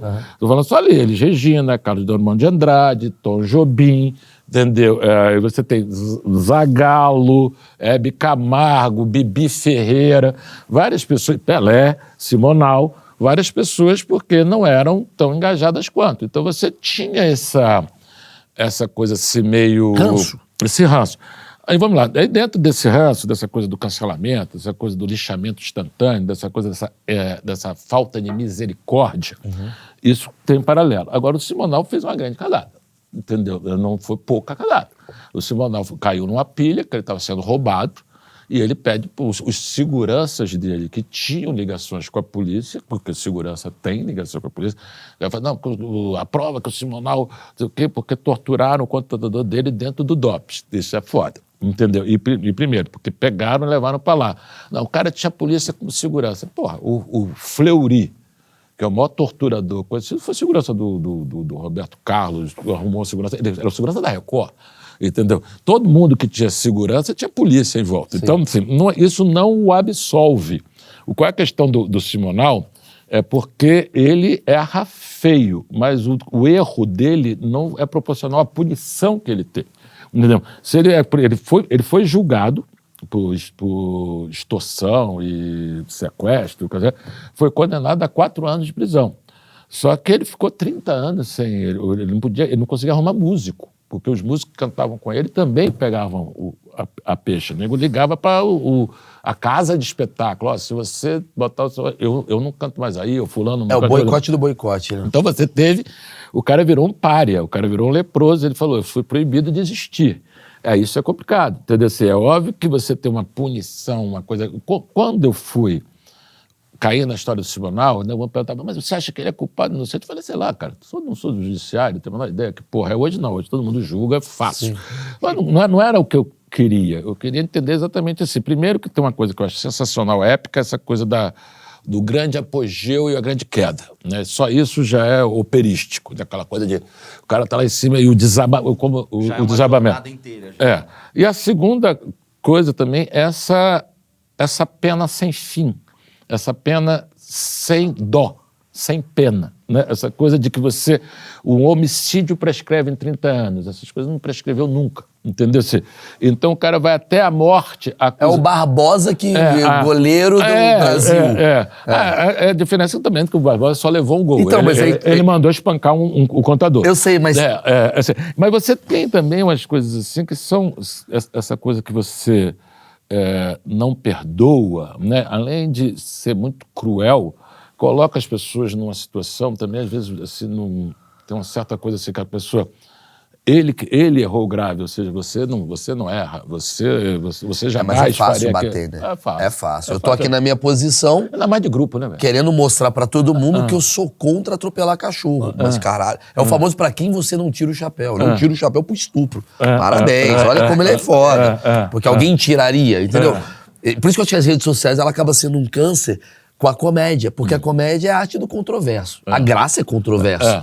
E aí, quando você é controverso, todo mundo vai ser virtuoso. Não é à toa, o humor não é engraçado, né? Muito engraçado é a posição. O humor vira uma coisa, assim, de todas as problematizações, o humor talvez não sei se foi a primeira, mas a mais recorrente, a toda hora tem isso, porque exatamente, o controverso não pode existir. Não pode existir. Entendeu? Essa coisa a ideia de que você vai criar uma sociedade que no futuro ninguém vai ser ofendido, ninguém pode... A ofensa é uma coisa que você tem que prever para ela não acontecer, ou seja, você tem que... Todo mundo vai ter uma blindagem, uma certeza absoluta que você... Caralho, o Milô de novo falou assim, eu não quero viver num país, eu até boto, numa época onde você não possa fazer uma piada de mau gosto. Entendeu? Primeiro, como é que se define mau gosto? E segundo, que engessamento é esse? Entendeu? Então, a coisa do engessado, o Pochá me falou uma vez que o Dedé Santana falou para ele, não sei se você viu, mas ele falou, pô, sua geração tá fodida, né? Eu falei assim, pô, vocês não podem errar, né, velho? Porque o humor sem poder errar não existe. Entendeu? Se vocês erraram, vocês estão fodidos. Entendeu? Qual era o erro antigamente? Você fazia assim, eu não sei quem veio, ele quer mais. Não teve risada. Você, puta, me fudi. A piada foi uma merda. Morreu ali. Hoje não. Você tem essa coisa assim, ninguém... É engraçado que eu vi um texto assim que é essa coisa do fanático, né? Do extremista. O cara, ele pode ser o cara mais altruísta do mundo, porque ele não se incomoda com ele se incomoda com você. Ele só quer saber de você. Então você tem um negócio assim que é muito engraçado, que serve pro o cara pelado no museu e o Léo Lins também serve assim. O cara, que você vai ver a cena do sujeito pelado no museu, sei lá quando foi que deu toda a discussão da onda conservadora, o caralho, né? Puxa disso até não sei aonde. Que você vai ver o vídeo, um cara pelado no museu, não conta lá quantas pessoas estão assistindo, deve ter 30 pessoas, 40 pessoas, ninguém com cara de puto, ninguém com cara de... Não, olhou, foi embora. Aí você chega assim, quando você vê, tem não sei quantas milhões de pessoas indignadas... Os 30 viram 120 milhões. Com um troço que a pessoa nunca foi, não irá, não vai, não sabe onde é. Não entende o contexto. Não tem a menor intenção de entrar naquela ponte. É a mesma coisa do show do Léo Lins. Eu concordo. Entendeu? Eu concordo a coisa que o camarada não sabia quem era, não vai lá, mas ao ver o que o cara contou uma piada para as pessoas que todas ali só estão rindo. Entendeu? E aí tem tanta gente que fez defesa assim, até contra a situação. Assim, eu não acho que o problema para mim são as pessoas que estão rindo, para mim são todas doentes, não sei o quê. Aí você falei, caralho, o sujeito não é só, né, assim, perseguidor de uma pessoa, não, ele quer perseguir multidões, né? E como é que você tira o direito da pessoa de rir, que é uma coisa instintiva da pessoa? Porque você não pode proibir a pessoa de rir. Pode, hoje pode. Mas não é louco isso? Você tá rindo errado. Mas, cara, louco hoje é a ordem do dia. Entendeu? Várias coisas que são bizarras, entendeu? Você chega assim e fala assim, porra, negão fazendo caralho, negão, não, o Indiana Jones 5. Vamos privilegiar o Indiana Jones porque o cara era colonialista. Sim, é óbvio que é. Entendeu? Assim, eu falei assim, caralho, é uma falta do que fazer do cacete. A Camille Palha, que falou, também foi cancelada, ele falou assim, quando é que vocês vão fazer o livro, uma poesia, um filme? Não, os caras só julgam. Então você vira profeta do passado. Então você é um camarada que chega assim, o que é que você faz? Eu julgo. O que você faz? Não, você não é capaz. Shakespeare. Aí eu fui agora em Barcelona. Aí tinha comemorando 50 anos da morte do Picasso. Né? Aí você chega lá, aí, sei lá, no jornal, até do jornal daqui, antes de eu ir, já sabia que tinha, por isso que eu fui na exposição. Não, 50 anos da morte do Picasso, traz polêmicas, não sei o quê. Aí você chega lá, o Picasso era machista, o Picasso era isso, o Picasso era misógino, o Picasso era o diabo, o Picasso era Picasso. Aí você diz assim, quantos filhas da puta existiram no mundo? Quantos foram Picasso? Entendeu assim? Aí você por que focar no Picasso? Por que o Picasso... por ele ter sido filha da puta com as mulheres dele, vamos passar o pano? Não, eu não vivi com as mulheres dele, não vivi a época. Mas não tem nem pó pra passar esse pano. O cara de 1910, mas o meu problema não é esse. O meu problema é o seguinte, essa época ela não produziu um Romero Brito e já tá criticando o Picasso. Caralho. Aí o cara disse assim, eu falei, cara, jura, quando o Pelé morreu, eu acho o Pelé um bosta. E você é o quê, então? Eu falo isso. Se o Pelé é um bosta, você é o quê, Você é o quê, caralho? Entendeu? O que você fez fora julgar o Pelé? Então você não... não, mas o que o Pelé fez com a filha, e o que o teu pai fez com você, pra você ter essa opinião de merda, velho. Entendeu? Assim, porque eu não tenho a menor ideia com o Pelé. Mas a era do React, né? Eu não tava lá, eu não sei qual é, mas eu sei que é o Pelé, entendeu? Assim, aí você diz assim, o Pelé botou o Brasil no mapa, o Pelé criou o desejo do jogador negro, nenhum time tinha jogador preto. Hoje o time da Suécia, o único time que não tem preto é argentino. Eu tava vendo... Continua sendo racista. O resto, todo mundo tem preto. Eu tava vendo aqueles charts que mostram assim, tipo, como é que era... Fica mostrando assim os gráficos crescendo do tipo... os anos passando, né? E o futebol, ele não era o principal esporte antes do Pelé. Sim. Era, não sei se cricket, alguma coisa assim. Acho que era rugby. Rugby. Quando chega a 59, 60, faz assim o futebol. Então, se hoje a gente consome Cristiano Ronaldo, Messi, Copa do Mundo, esse cara foi um cara do Brasil, que fez o maior esporte do mundo. Do Brasil, tem vários episódios, tem lá, hoje não trabalhamos, vamos ver Pelé. Tem uma fala do negócio do John Lennon, que é sensacional, que o John Lennon estava transando, começando namorando a Yoko Ono. Aí ele foi pra Tóquio e pediu lá pro esquema dos Beatles lá, porra, vou esse giro, não sei o que. Quando ele desembarca no aeroporto de Tóquio, o repórter pra caralho, o câmera pra gente, ele chega assim, puta que pariu. Aí quando ele passa era o Pelé. Aí ele falou, pai, o Gelano passou pro lado, assim, ninguém viu. Entendeu? Cara, o Pelé, assim, eu fui na Copa de 94, eles estavam transmitindo, né? Não, os caras ficam cometendo um mau gosto, que o Pelé tinha criado a Lei Pelé, o cara não sei o quê. E a CBF não convidou o Pelé pra Copa. O Clinton convidou. Ele foi convidado pelo Clinton. Aí, quando chega lá no Pelé, por ser convidado do governo do Pelé, o Pelé andava com 20 seguranças americanos em volta, todos, e o Pelé no meio sumido. Aí vinha aquele bolo. Cara, mas umas pessoas correndo. O Pelé já tinha parado de jogar bola há 20 anos. Aí você vê esse nego guatemalteco, costarriquenho, os caras ficam os caras se emocionados. Caralho, o Pelé era deles, cara. Entendeu? Aí você chega assim. Mas você nem foi, Pelé. Quem paga pau de gringo tem que saber que o Pelé também iniciou o futebol nos Estados Unidos. Ele de tudo. Exato. Várias coisas. E ele tem uma frase maravilhosa, que eu vou fazer, não, porque você nunca se posicionou na questão. Ele falou assim, eu nunca tirei a minha pele para entrar em campo. Eu sempre entrei em campo preto. Eu nunca tirei a cor da minha pele para entrar em campo. Aí tu chega assim, não, que o Pelé não fez, não se engajou. Quem foi o brasileiro, antes de Pelé, o brasileiro preto, que fez tanta coisa pelo preto brasileiro? Eu acho que nem assim, aí eu falei, caralho, o Pelé tinha que ser... O cara canonizado. Não, ele é um herói nacional. É um herói nacional. Mas é legal você ser elitista, branco, pra falar mal do Pelé. Até preto porque também. O Pelé é popular. E quando você é popular, você, pra se popularizar, você faz o quê? Você tenta atacar. E do caralho, que fica umas galera assim, não... Eu vou desafinar o coro dos contentes.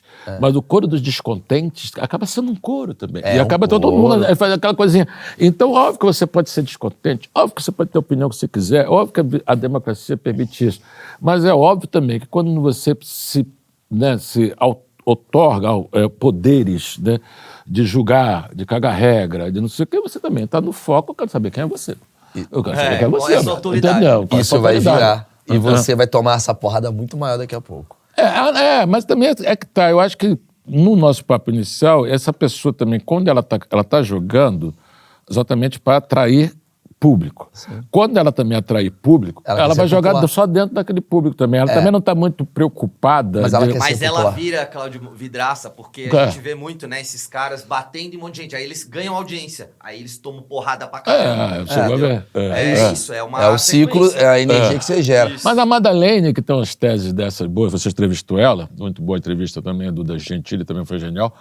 Mas assim, que tem essa coisa que ela fala também, assim, que você mesmo se fode quando quebra a bolha, sei lá o que também, que aí... Fura a bolha. Fura a bolha, que aí meio também vem uns caras que... É o que acontece, por exemplo, esse vídeo aqui, por exemplo, tá tendo um corte nesse exato momento que chegou em alguma bolha que odeia esse papo. E provavelmente esse vídeo está chegando aqui, olha como esses dois são uns babacas. E aí a pessoa, em vez de deixar a gente babaca quieto, elas compartilham isso e chegam em outras bolhas. E quando vê, a gente ganha notoriedade. Então a melhor coisa que tem pra fazer quando você não gostar de algo, na minha opinião, é só ignorar. Porque é a risada que não chega. Quando a risada não chega, irmão, você tem que mudar a parada. E tem uma coisa do comportamento humano que essa galera sabe pra caramba. A gente viu isso no Caceta lá, quando você perguntou, quando a gente notou que tinha gente que não gostava da gente com raiva, com ódio mesmo, foi através, não era das redes sociais, mas do início, né, disso, né, dos blogs, dos sites, depois no início do Twitter, já tinha uns caras que botavam na gente. É muito engraçado, que a gente continuava dando o mesmo ibope, tinha um monte de gente que adorava a gente, mas a gente só prestava atenção nesses caras. Você presta muito mais atenção nesse cara. É muito doido, né? E isso é um mecanismo também que é foda, entendeu? Eu falo isso até com amigos meus que estão nas redes direto, aí fica foda, se exasperando porque foram atacados. Eu falei, pô, nego, você tá dando palanque. Atenção pra 3. Você dá atenção para essa pessoa. Se a pessoa está ganhando um poder, você tem lá, 1.000 pessoas te bajulando, 1.000 pessoas te... você é linda, você é fantástica, você é o esposo. Engordou, hein? Aí presta atenção nessa. Entendeu? Assim, então, e o que essa pessoa quer? É exatamente isso. Exatamente, é o mecanismo mais fácil, é o tal da trollagem. Sim. Entendeu? Então, você vai... Se você não tem, né, víscera para isso, não entra nisso. Entendeu? É verdade. Cara, eu vou encerrar. Eu ficaria horas aqui, de verdade. Cláudio. Nós ficamos horas. Mas a gente tem que trazer ele de novo, né? O Cláudio, pra mim, eu vou falar pra você, cara, é um cara que... pra mim é do caralho tá aqui, bicho. De verdade. Mas eu gosto também de coisa. Não é só, tô falando do CT2, que eu também acho muitos bons papos. Tanto o Gentili quanto a Madalena. Você tem esse talento então também. Então já deixamos aqui pra galera ver os papos aqui. Assiste aqui o da Madalena, assiste o do Danilo. Muito bom. E vão atrás do Cláudio Manuel, caso... Impossível não conhecer, mas aqui na descrição do vídeo tem muita coisa do Cláudio. E eu vou incentivar Cláudio Manuel a fazer esses textos esquecidos, né? Ali na cabeça dele. Cara, que isso daqui seria um puta de um produto, cara, que eu acho que a nossa geração consumiria. Deixa a porra do like, faz esse bagulho bombar, como é que é? Sei lá, não deixa like não, senão vai furar a bolha. Valeu, gente. Deixa quieto.